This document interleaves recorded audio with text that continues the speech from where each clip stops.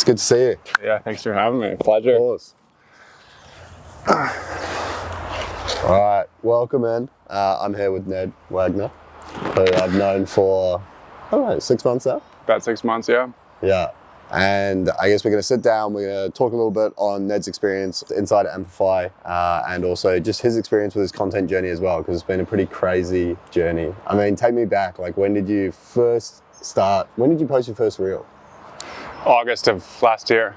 So Okay. not even a year. And prior to that, what were we doing? I was working in New York City, big corporate job for the prior 7 or 8 years. And I had just worked really, really hard at climbing the ladder, and I got to a director level job, big job in New York City, and ironically was at my lowest point happiness wise. I just reached a point that I had chased the carrot for so long, and I thought it was going to bring me the happiness that I was always after, and I kind of looked up and I was like, this is not the life I want to live. I looked around the boardroom and I was like, this is not the person that I see in 20 years. And I knew that's when I needed to make a more serious change. Yeah, because you're at American Express, right? Yeah. And why did it take 7 years, I guess, to realize that? I just think in America, or I guess, I don't know about Australia, but you're so conditioned to this is the path you take. And you put your head down, you work hard, 9 to 5 grind, and that's what life looks like. So I didn't really know another option for me, and I'm always someone that's worked hard. So I thought if I just work hard and I get the next job title and the next paycheck and I just keep climbing the ladder, that eventually I'd be this is what I wanted. And it never was. It was just a trap the whole time. And I eventually, I recognized it, and I knew I needed to change. It's like that Tony Robbins quote, change happens when the fear of pain outweighs the fear of change. And that's what it was. It was me hitting rock bottom to say, okay, I have nothing to lose here. I have to make a change. And that's when I ultimately took the leap. Yeah, because you were playing football professionally. Was that prior to Amex? Football professionally, and I ended that prematurely out of fear. Yeah. I let fear take over that decision, where it wasn't a very stable income. It was just a real grind. And that led me to more of the safe path that was corporate America. And I think when I got to that inflection point of making a decision again, I consciously said, I can't let fear get me twice. Yeah. And I knew that it was terrifying, but I had to do it. And that's when I just went all in. Because you went center back, which I assume you were in pretty good shape for. Then it was corporate America, which I think got you out of shape. Yeah. And then there must have been a turning point prior to posting where you're like, I'm going to get back in really good shape. Yeah, I think I invested so much energy and time into my job and my career that I lost sight of the things that made me happy, which was always health. And I put just crazy hours into my job that I started to lose track of my body, lose track of my health. I had no time for myself, and you're also into health and fitness. If you don't have that, you start to lose it's such a big part of our lives and our day, and I lost it. And that's when I knew it needed to be something that was really at the center of my life. And I was always going to continue to lose it in my corporate job, because the higher you go, the more responsibility you have. And I saw my boss, who was 20 years my senior, who never saw her kids, never had time to go to the gym. I saw these lifestyle things, and I'm that's not what I want. I don't want that. And I knew I needed to make a change to try to course correct. I think that's what I found the most scary, was those lives were being celebrated in the corporate structure. But if you looked outside of the corporate structure without the job title, it was pure sacrifice for a company. And it wasn't they've sacrificed for their own company to then build something that they're going to exit for hundreds of millions. It was no, they've just sacrificed for a paycheck. And that if they don't show up tomorrow, they're not going to get that paycheck. Right. And it's just this ongoing cycle. And I feel the further you climb up, the more you get validated, because the people around you are all in that similar position and have all made the same sacrifice. So everyone's conditioned themselves to say, oh, we've made the right choice. And mine I think came a little bit earlier than Yeah. 7 years in, but I Yeah. remember seeing it and just being like, this is crazy. They, Procter & Gamble, another big like S&P 500 company, they sat us down and they brought in all of the directors. And I remember this was like on the first day as a graduate, and the idea was, it was meant to be like inspirational. I was like, oh, I'm Ian, 25 years in the company, Yeah. you know, Sandra, 30 years in the company. And I just looked around and thought, this is like the least inspirational. Like if I'm here in 25, 30 years, something's gone like horribly wrong. Yeah. So take me from like, why social media? I guess, why did you feel like putting yourself on social media was going to be the answer to this calling and like, I guess, lack of fulfillment from the corporate world? It's a good question. Yeah, I'd never done social media before. It was always an unfamiliar, uncertain space. I wasn't even like in my own personal life someone who posted. Like I had this like account, but I never used it. But I knew, I think from just sitting on the sidelines and watching other people as I doom scrolled, like people were creating different lives for themselves by posting content. And I came across some of your content and I just saw people who were just like completely changing the course of their life by posting videos. And I thought, well, if they can do it, why can't I do it? And I was at such a low point that I'm like, I have to be open to all options here. And it was just it was an avenue I was willing to explore. I didn't know what it was going to lead to. I certainly didn't know, I didn't have any expectations, but I was willing to try anything. And it was something that I ultimately just like said, okay, I'll just give it a go and see where it takes me. And were you posting while you were still at American Express? No. Okay, so there was like, take me through just chronologically, American Express to posting content to moving to Mexico. Yeah. So I think there's a couple things. One is I wouldn't have been allowed to post. So that was my, That's so crazy. It was a little bit of a trap of like, if I wanted to do it, it was one or the other. I wouldn't have been able to do both. I had a very high visibility job, which kind of forced the decision. Two, I knew I probably wouldn't have treated it as seriously if I didn't go all in. So I knew, again, like I knew the path that I was on was not the one. So like, why not just rip the Band-Aid off and just go all in? Because at some point the path was going to go, like I was going to leave anyway. So I said, why not leave now and just take all that time that I was working in the office and just put it towards content. But I did it very quietly because, again, that's a very brash decision to make at 30 years old in New York to like leave a blue chip job and like start posting videos. Yeah. So I left quietly. I left the start of the summer. Didn't tell anybody, didn't tell my friends, didn't tell my family. So like my parents would call me up and then be like, how was work today? And I'm like, it was great. That's crazy. Yeah, they'd be like, I'd be like, yeah, I would like, don't have any more PTO, so I can't come home. Like I basically would just like kept it so quiet, and on the background was like studying like how to create content. I had never done that before. And then about a month of that, I went live with like one post, and the whole, like everyone was like, what are you doing? Like what is it? What? I never knew like it was that in the balance. Because I knew people weren't going to support me.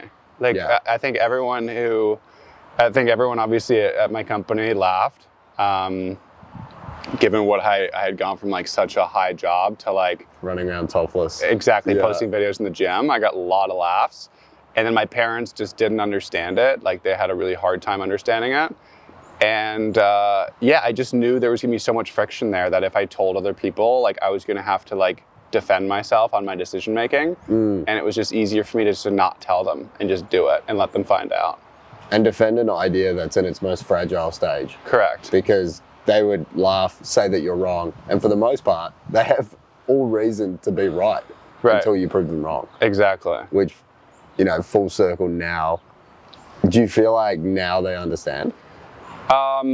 Now they do, because they've seen, well, so we missed Mexico. Yeah. Wait, so are you still in New York when you posted your first video? I posted my first, so I posted the first video August, and my lease was running out at the end of August. So I was on a 12-month lease. My lease was ending at the end of August. So I knew I had 1 month left of runway, and I just posted every day. And then I had to make a decision on moving, Yeah. and New York is really expensive. I no longer had income, and I didn't have a lot of savings. Like I had saved like $10,000 total to my name to escape. And just one question, how does that happen when you're in a corporate job? Because you would have been paid well. Is New York just one of those, you spend it? It's just crazy expensive. Yeah. Yeah, it's one of those places. I was making good money, but my expenses were just so high. But that's what I find, and that's how I define like the rat race. Yeah. It's just like, people would look and be like, okay, awesome, like senior strategy director at Amex, like making good money, must be like saving, building equity, house, car, all those things. But the reality is, to be in that job, you have to live in such an expensive place. And it's like, I'm sure it's keeping up with the Joneses. You go out for dinners, you go out for drinks, like everything just stacks, and people feel, because a lot of money's coming in, you feel really successful. Yeah. But it's not about how much comes in, it's about how much you keep. Right, and like if you think about the economics of New York, like a studio apartment is on the bottom end costing you $3,500 USD a month, which is what, 5,000 AUD. So like if you think of the economics, is like even if you're on $200,000 a year, like there's just not enough left over after taxes. Yeah. There's New York City tax. Like you got federal, New York, and then New York City. So like there's all these components that leave a very small number left over that requires you to keep chasing that next title to keep getting the bump. But then again, keeping up with the Joneses, lifestyle creep, like your just expenses continue to creep with you. Yeah. But yeah, long story short, I didn't have any money, and I knew that it was going to take time, and I needed to stretch my runway as long as possible and kind of get away from the world. So I thought like, okay, where can I go that's cheap and I won't have fear of judgment? And Mexico was like that place on the list that I thought that could be a good option. I'd been to Mexico a couple years back, and like always just remember it being like it was very open space, like not a lot of people, like it's just very affordable to live, like beautiful beaches. I thought like that's a good place for me just to go and like be on my own and like isolate myself from the world. And I just bought a one-way ticket to Mexico, and I just flew down September 1st. People again had no idea what I was doing. I didn't tell anybody. They just I just showed up on their feed, and I just kept posting, and I didn't realize how long I was going to stay. I just bought a one-way ticket, and I ended up staying there for like 7 months. Wow. And just being there on my own. Did you know anyone else there? Nobody. That's crazy. Yeah. What a crazy thing to go and do. And like, obviously it's so easy. I feel like with these decisions, in hindsight, you can look back on them and be like, oh, well, of course, because it's worked out. But at the time, I would imagine it was terrifying. It was scary enough for me to leave my job, and I can't even imagine how you would have felt. Like I was so much earlier in my career, I was leaving a startup. Startup was sort of stalling a little bit, so it felt like, worst case, I could get another job. I guess that's like true burning the boats. It was definitely burning the boats, and maybe, like not even having a life raft. But it was scary looking back. I mean, again, it was one of those things. I was at such a low point that I think you just like the rational decision making sometimes goes out the window, where you were just truly making decisions that, like you're all in.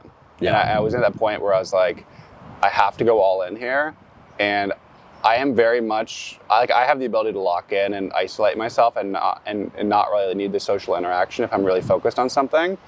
And I knew that was going to be good for me, because if I had like people barking in my ear on like, what are you doing? Go back to your job. Like this isn't going to work. I just knew it wasn't going to help me. So my way was just cutting it all off.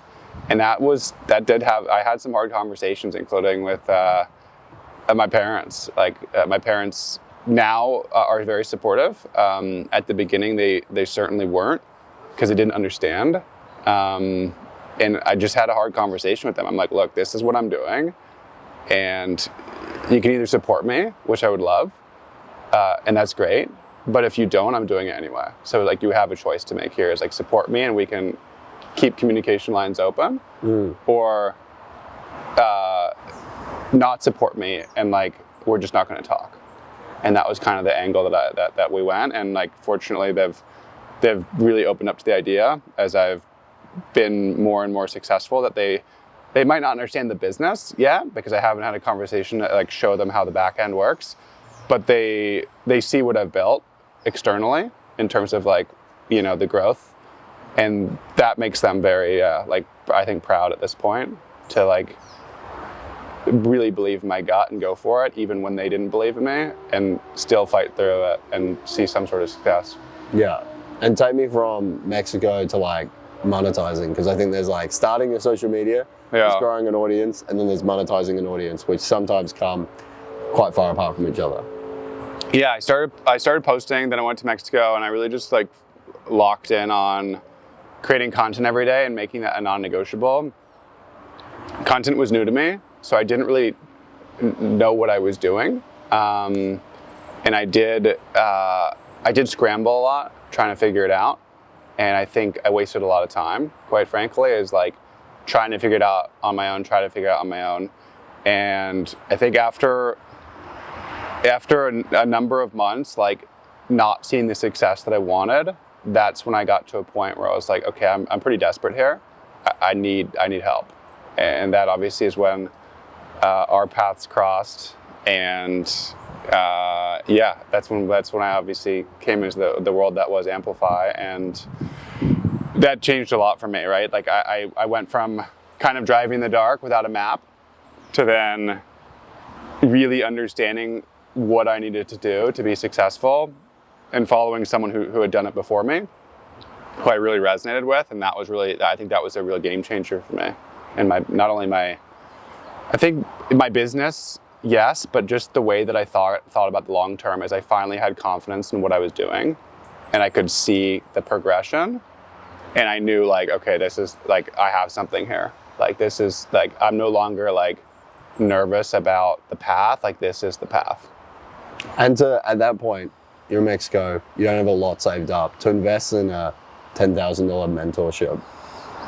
Like, how does that decision making work? Particularly because prior to coming in, I remember Alejandro told me that you'd already gone through a mentorship with a more fitness focused coach, Brian Marks. Yeah.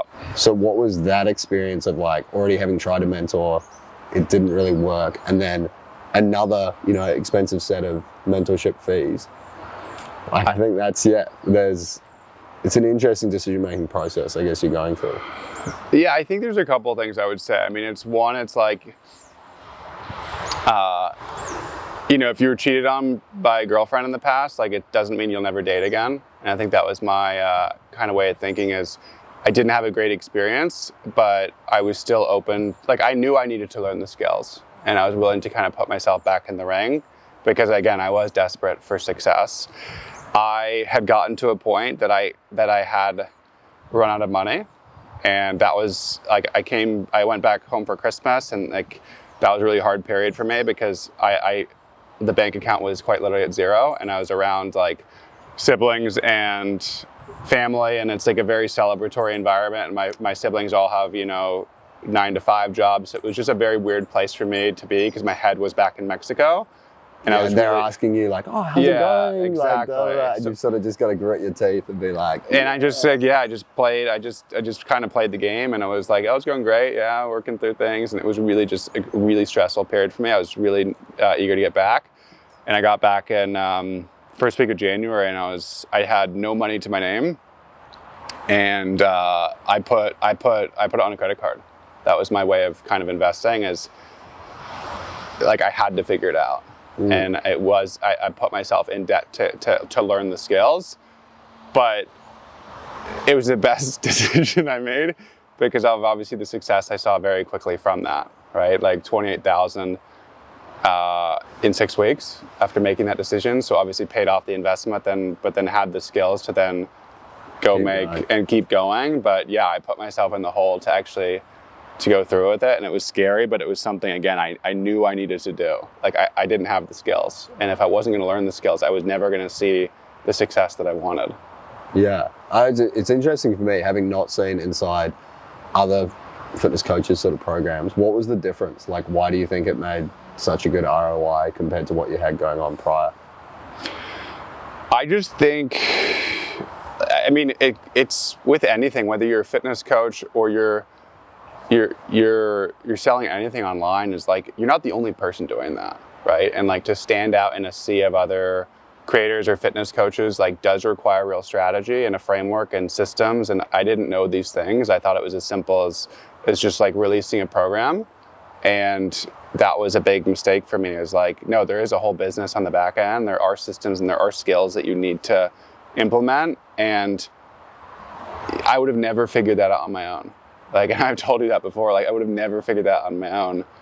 And I think once you learn those pieces, you understand that this is actually a business. It's not a hobby. And I think that's when you start to really treat it like a business and you learn the skills, that's when you see the success in terms of some sort of return on your time. And that's what I saw very quickly. Yeah, and I think also I remember you came in sort of focusing on low ticket and then going to high ticket as well, which I think made a pretty big difference to business. So probably valuing your time and like charging appropriately as well. For sure. Yeah, and I guess now, like, fast forward going through, I think what's been awesome, obviously Ned and I have got to meet each other in person, which has been epic, because you went from Mexico, having been like one of the top performers and just continuously like put in the work. Ned's very much one of those people that like, you tell him how to jump, he'll say how high. Fortunately, he's pretty tall and can jump pretty high. So it works well from a coaching perspective, because I think a lot of these things, as much as it's credit to the coaching team and all of that, like it does still take the work of the individual. And we're fortunate to get Ned out to Bali to come and join us on a retreat, which was awesome. I mean, how's it been now? I think going from Mexico to Bali, I remember I was asking you, like, how did they compare? And I'd say probably the isolation component's the biggest difference, right? Like having people around you that are in the same field, doing the same stuff. That was a big, that was a big change for me, because I was in Mexico at that point, like 7 months on my own, which is definitely not healthy. Like I was definitely isolated, and I started to feel that a little bit. And yeah, the Bali opportunity came up, and I said, why not? Like, I don't know what to expect, but it'll be great to go out there and meet other like-minded people and try to learn. And that was a big turning point for me, not in terms of just like, I think learning more parts of the business, but just putting myself in a circle that you're around people just like you that are trying to do things in the world and have their own way and their own process. And I think for a long time, both in New York, especially New York, I felt like an alien, where like I didn't want to fit the typical corporate structure and like do what everyone else did. And for that reason, I felt very isolated, and then obviously went off on my own path to try to build something, and was quite literally on my own. So I had this long stretch of like not really being around people that I felt like were like me. And then all of a sudden you're in Bali with like all these other people that are just like you, that are trying to build something that are like-minded. And for me, that was really, really special. And I've made some great friends out of it. Like, I think that's one of the best parts about Amplify is, yes, you're going to learn the skills. Yes, you're going to have this incredible business, but it's the community of like, you're now putting yourself in an environment of like-minded people that see the world just like you do. And that is pretty hard to like put a price tag on. Like we've obviously become friends. I've become friends with Tom and like all these other people that I quite literally never would have met. Like we never would have met in our entire lives if it wasn't for content. I think that's a pretty cool thing to reflect on when you think about doing this sort of things. Yeah. I've always seen content as almost like this amazing networking tool. And I think that's one of the things that stood out to me the most. Like the reason I started was I was literally in Bali, which was a full circle moment, bringing everyone back to Bali where it all started for me. But seeing Jake post this reel, and he literally went from 5,000 to like 250,000 followers in a week. And it was just like absurd.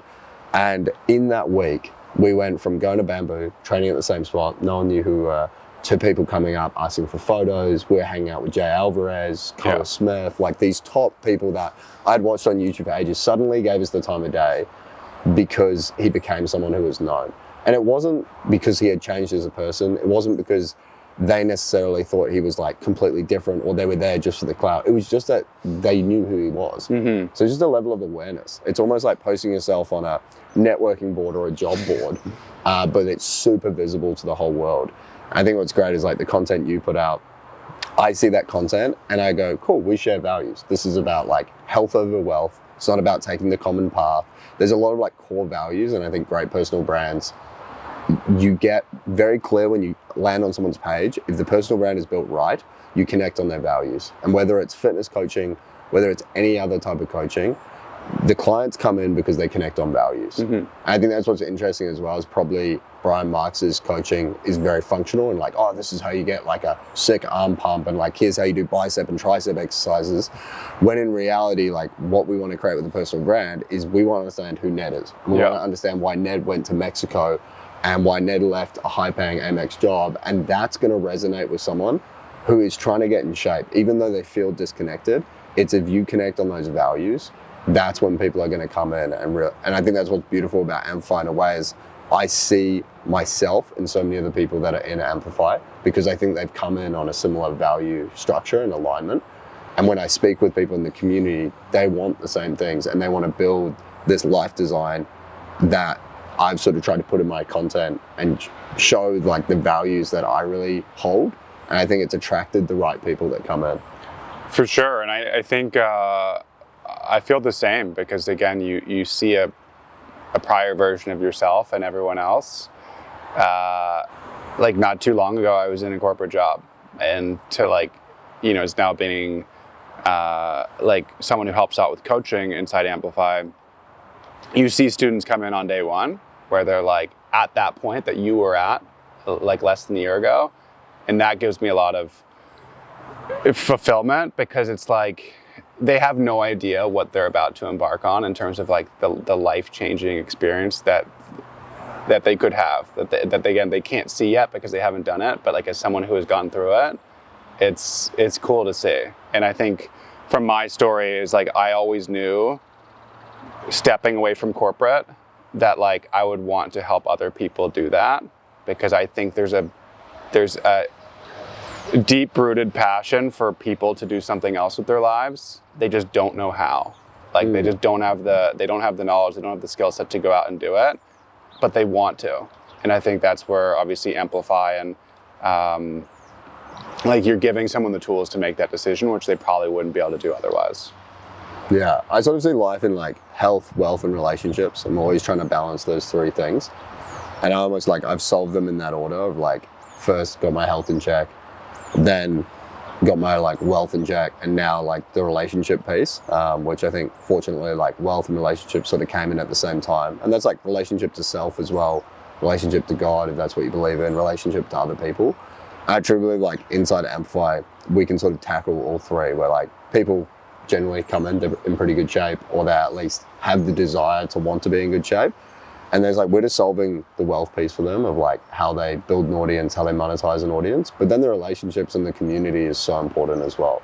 And that's why I think these are so important. And I get so much enjoyment from seeing everyone connect. Like I love when Tom, Keenan and yourself were hanging out in Bali.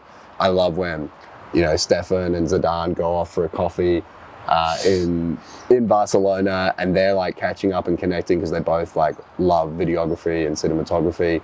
I think seeing that and seeing the impact you can make, because content on its own can be very isolating, like you experienced for 7 months. And I think if you don't have those people around you, it's very easy to throw the towel in too early. And I seriously believe anything in life, but content more than anything, to be a successful creator, you just require desire and repetition. If you have desire, the desire to be successful, but the desire for knowledge as well and to learn, and repetition, you're willing to put in the reps, you're going to be super successful. And that's both in content, in business, and life. But I think particularly content creation, if you don't have a circle of accountability around you of someone who's quite a few steps ahead of you, someone who's only a few steps ahead of you, and someone who's alongside you, it's very hard to stay consistent. Yeah, I think I totally agree. And then I think, I think learning from people who've done it is such an important thing, right? Like you're paying for other people's failures, right? That's like a famous Hormozi quote is, You're going to pay for it in price, you're going to pay for it in time. And it's like, if you really want to do this, there is a skill set required. If it was as simple as just posting videos, everyone would be a successful creator, right? Like, there is a real skill set and strategy behind making this, like growing an audience and turning this into a business. And the earlier you recognize that, the earlier you can make the right decision on learning the skills and then actually going out and doing it, right? The consistency is what leads to quality, and the quality is what leads to success. Yeah, and there's a reason why we have such good results, I guess, inside Amplify is without having that structure, it does just take longer. It's not impossible. Like nothing, same with fitness coaching, right? Like at the end of the day, people can get in shape on their own. All the information is actually out there. The problem is there's too much information out there. It's very hard to decipher what's right and wrong. And there's not like an efficient pathway to success. And that was the mission with Amplify. And I think you've become a big part of that as well, is looking at it and being like, it's not actually about how much course content we can put together. It's about how little can we put together and how concise can we make it so that it's just step by step. You're just methodically going through and completing steps that are going to get you there as fast as possible. For sure. What would you say, I guess, to people who are potentially looking at coming in or still in that corporate structure, look at the life content creation can give you? What would you say to those people who are considering maybe not going as all in as quickly as yourself, but at least want to dip their toe into content creation? And maybe you say that they shouldn't dip their toe and they should go all in, but yeah, I'd be interested on your message to your past self.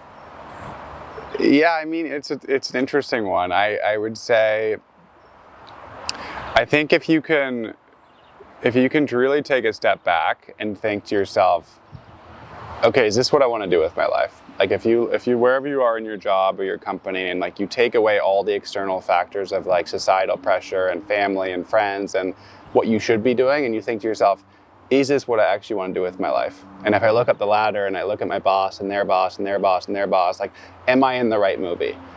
If the answer is no, you gotta get off the ladder and you gotta do something else. And it might be scary, and you might be going severely against the grain. That's gonna feel uncomfortable, but that's very much the way the system is designed. Is like to go and do something uncommon is going to feel uncomfortable.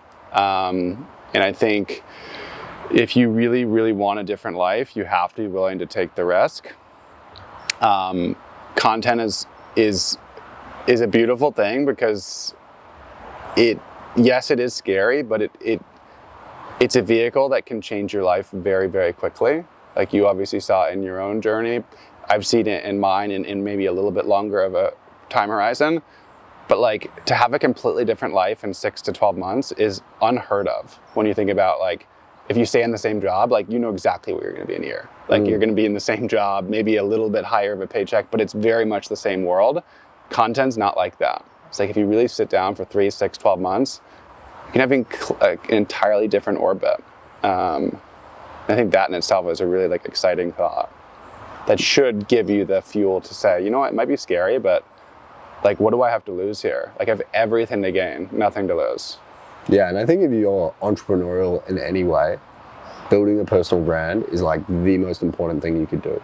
And like not necessarily, like you may not want to build a coaching business, but just building an audience, like you're just exposing yourself to so many more people and the amount of doors that open from that. Like I've made such a crazy network from people just seeing my content and resonating it. Whether it's like other brands, other entrepreneurs that like suddenly give you a lot of respect because of what you're doing, whether it's like mentors, advisory, like so many people have reached out, have resonated with the content, and again, comes back to those values. And yeah, you've got to realize like everyone is on social media. There's 210 million content creators and there's 5 billion people creating, consuming content, which is crazy to think about the supply and demand of that. So if you fall and suddenly land in the supply side, I think you end up using social media for what it's designed for, and it becomes a net positive, which is when you create and you push that out to a new unknown audience and expand your network globally. I think if you just consume, it's probably a serious net negative for society. I would definitely agree, because think about it. If you're going to a job that you really hate, and you get back and you sit on the couch and you're doom scrolling and you're seeing all these amazing lives in front of you, like that's not going to make you feel any good, right? It is a highlight reel.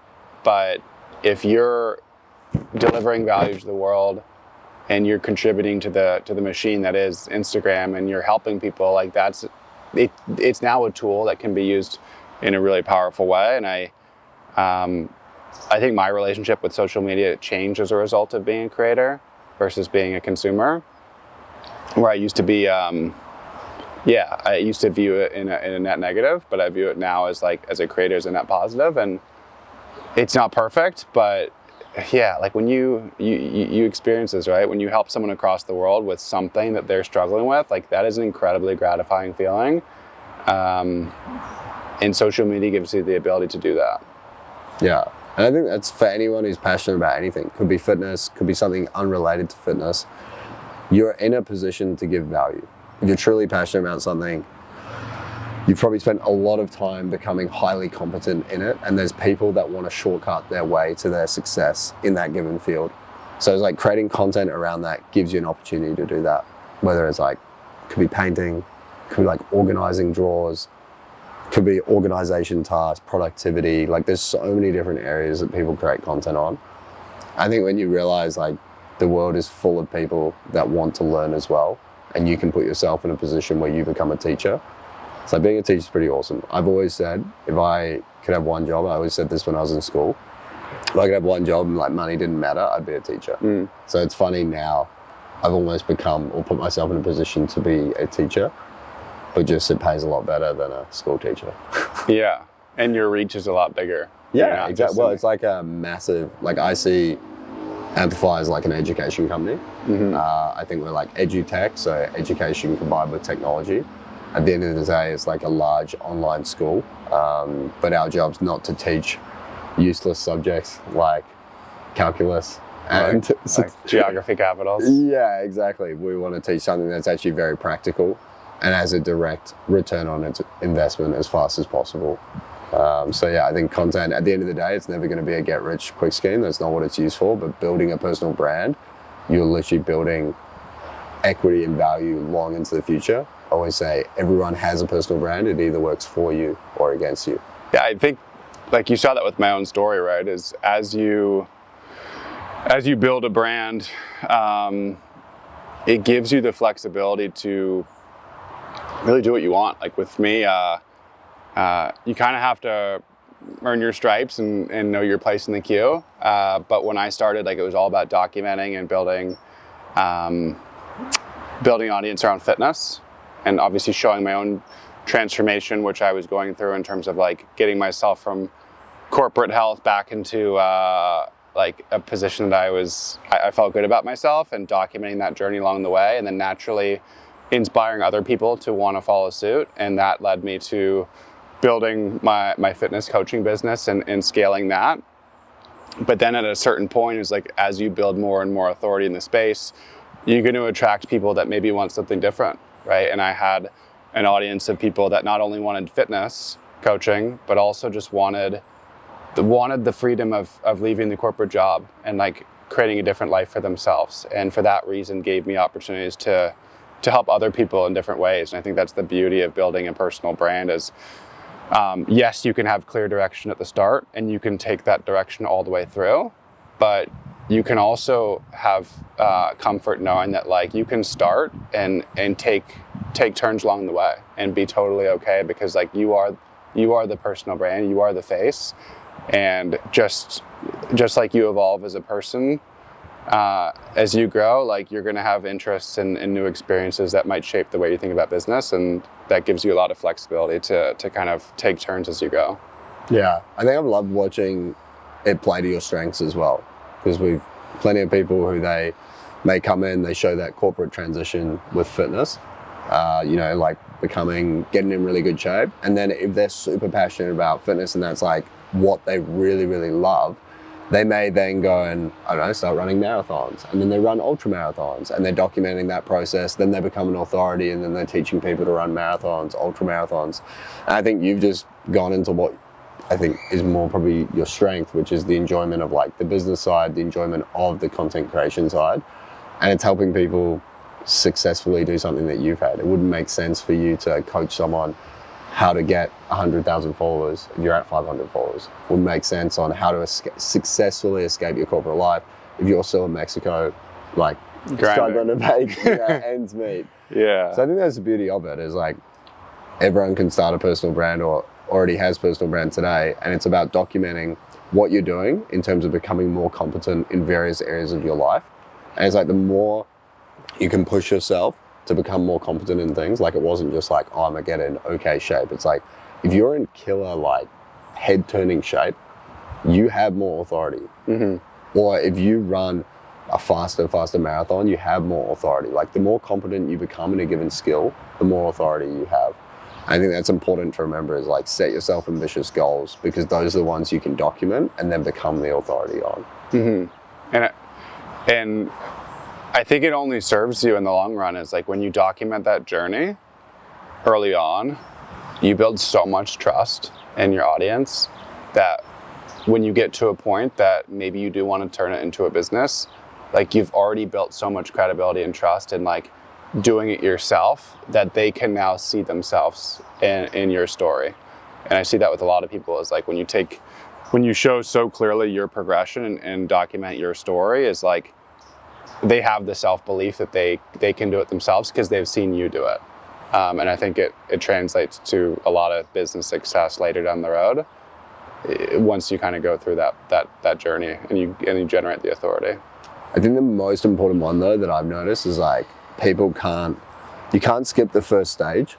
Like you can't be jumping to like, oh, this is the dream lifestyle. It's like, you have to build that, and you have to do that through another vessel. So you've got to find something that you're truly passionate about and are willing to document the process of either becoming an authority or already an authority in. So like fitness is a really good example of that.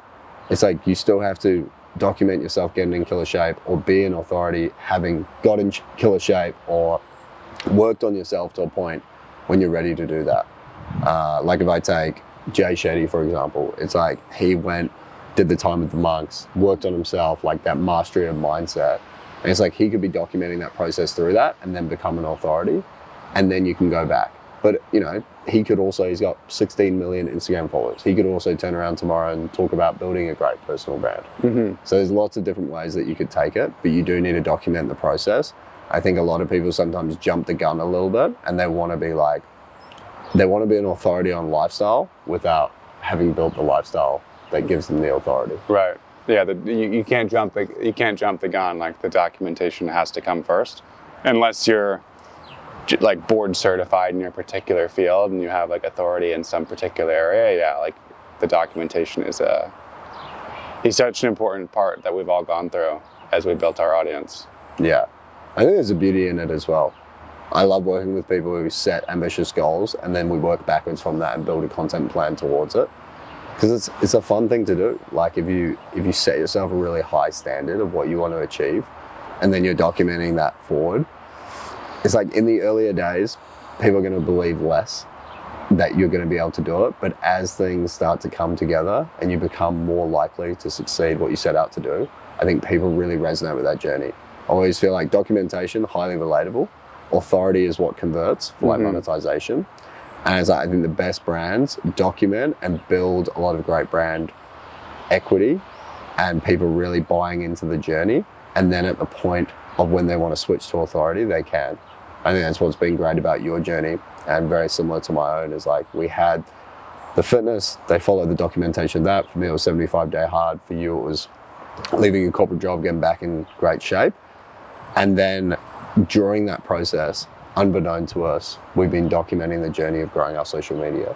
So then when we suddenly go, okay, well now I've done it and I want to teach some other people to do it, it's a very easy transition because we've documented for, the last 12 months or however long, growing that process, building that dream life. And people have followed you from New York to Mexico to Bali, now to Barcelona. Yeah, it's been crazy. And it goes to show, is like I almost wish I did more. Yeah, I always say that as well. I wish I had more videos of me in corporate. Wish I had some slumped down, unhappy corporate videos. Wish. Like I look at some of the people who you know, they have like the crying in the car videos. I'm like, fuck, I just never took those. I know, because you never think in that time, like, oh, it was a great clip. Great clip time. Great moment to be reflecting on. But it's so true, because it's like, it does require you to get vulnerable and share parts of your life that is uncomfortable. But like, that's what people need to see, right? Because that's how you connect with people, and people buy into people buy into stories. And yeah, I think it's one of those things, like, people didn't know the true extent of my journey. Yeah. Leaving corporate, like, you didn't even know. But I think when I started to tell that online, like, I think a lot of people got a lot of inspiration from it and resonated with it, and just goes to show is like, when you actually open up and you document and you are willing to put yourself out there, there's a lot of people out there who need that and want to connect with you and are waiting for that message to come across their feed. So I think it's really important in building trust and, like, ultimately translating to a loyal audience that really does enjoy following you. My question, in 6 to 12 months, what will you have wished you documented more today?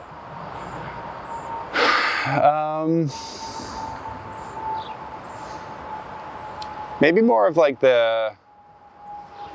it's a good question. Maybe more of the day-to-day of like what I actually am doing.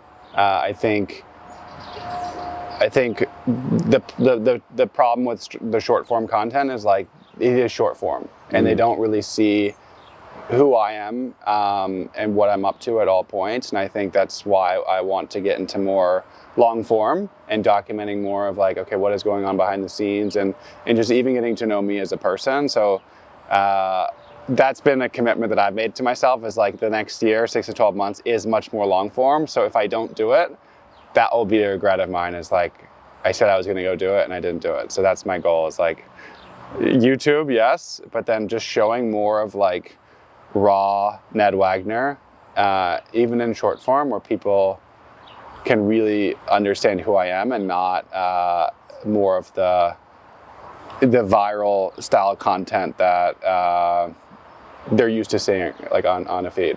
Yeah. No, I'm excited to see that too. I think YouTube, I think long format's a good place to do it. Yeah, so I have one in the works. So Lombok, I went to Lombok, and Nice. it was, yeah, that'll be up hopefully in a week or two. But that's my goal, yeah, YouTube. That's awesome. Well, thank you for taking the time. Yeah, for context, Ned and I have worked together for about 6 months now. Ned then came out to Bali, which was awesome, great opportunity to meet Ned, obviously in person. He's a stand-up guy and a great guy to be around. And I think a really good, just driving force in everything, and the reason why I created Amplify was, yes, it's about escaping corporate, building your dream life and all those things, but at the end of the day, it's also about finding like-minded people. And we have so much fun in places like this. We're now in Barcelona, big offsite with all of the creators inside Amplify as well. And I think just the more in-person things I can do, it's so fulfilling. I think online, I'm sure you feel the same, with like creating content, even taking calls. We have so much FaceTime, but it's just not the same. And I'm sure people can resonate to that. Like, a Zoom call is not the same as meeting in person. And my goal for Amplify, like, now that I've got the big map, interactive map of where everyone is in the world, I want to do a lot more of these in-person events. And I think in-person connection is going to be so valued as more of our life goes digital. It's like, as the world zigs, we need to zag. And I think building in-person community, like the run club we had in Barcelona the other day, is like, it's just so electric, because we spend so much time online, and no matter how great the algorithms become and how stimulating the reels get, it's never going to be the same as being in person. Yeah, I totally agree. I mean, you saw that at Run Club, is you have quite literally people across the world who come together for all sorts of reasons, but they saw someone's story and they connected with it, and it brought them to show, like, quite literally fly into Barcelona to go to Run Club. Like, how cool is that? And I think, yes, we do all live in, like, digital worlds, but when we do come together, that's where you do see the